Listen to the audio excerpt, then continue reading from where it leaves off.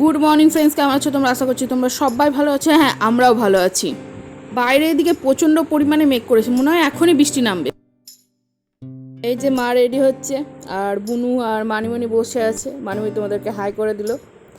দুজনেই বসে আছে ডাইনিংয়ে। 4:45 মতো বাজছে, আমরা এখনই বেরোবো। তো টোটোতে উঠে পড়েছি। মেঘ বৃষ্টি পড়ছে ঝিরিঝিরি।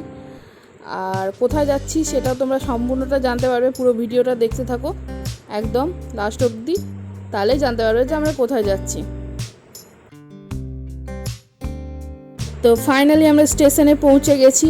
বৃষ্টি মানে অতিরিক্ত পরিমাণে বৃষ্টি পড়ছিল। টোটোতে আস্তে আস্তে আমরা সবাই প্রায় ভিজেই গেছি একটু একটু।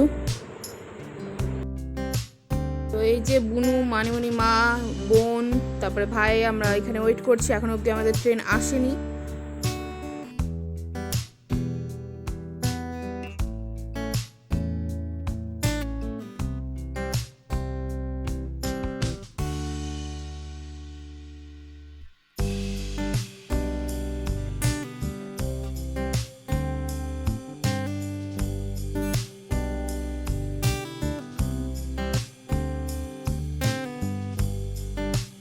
ফাইনালি অনেকক্ষণ ওয়েট করার পর আমাদের ট্রেনটা চলে এসেছে।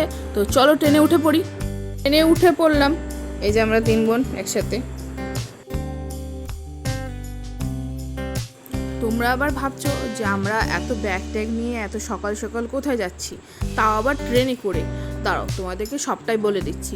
আমরা যাচ্ছি মুর্শিদাবাদ, মানে আমাদের গ্রামের বাড়ি।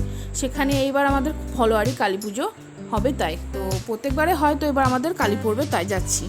তো এই যে আমরা ট্রেনে একটু করে চা খেয়ে নিচ্ছি, লেবু চা। ফাইনালি পৌঁছে গেলাম খাগড়াঘাট স্টেশনে। এই যে সবাই নেমে পড়েছে তাড়াতাড়ি করে, বেশিক্ষণ দাঁড়ায় না ট্রেনটা এখানে। তো বাইরে বেরোবো স্টেশনের বাইরে, সেখান থেকে বাস বা অটো বা যাই পাই সেটা করে যাব হচ্ছে মুর্শিদাবাদ। যারা বহরমপুর বা মুর্শিদাবাদে থাকো তারা তো জানোই এখান থেকে কিসে করে যেতে হয়। আর যারা বাইরে থাকো তাদেরকেও একটু বলে দিলাম, তাদের সুবিধা হয় কোনো সময় যদি আসে এদিকে, তার জন্য। আর প্রচণ্ড পরিমাণে রোদ পড়েছে, মানে গরমও লাগছে সেরকম, রোদটাও মানে একদম বলার নাই জাস্ট। তো আজকের মতো ব্লগটা এখানে এন্ড করলাম। আবার দেখা হবে কালকে নতুন একটি ব্লগ ভিডিও নিয়ে। তো সবাইকে টাটা।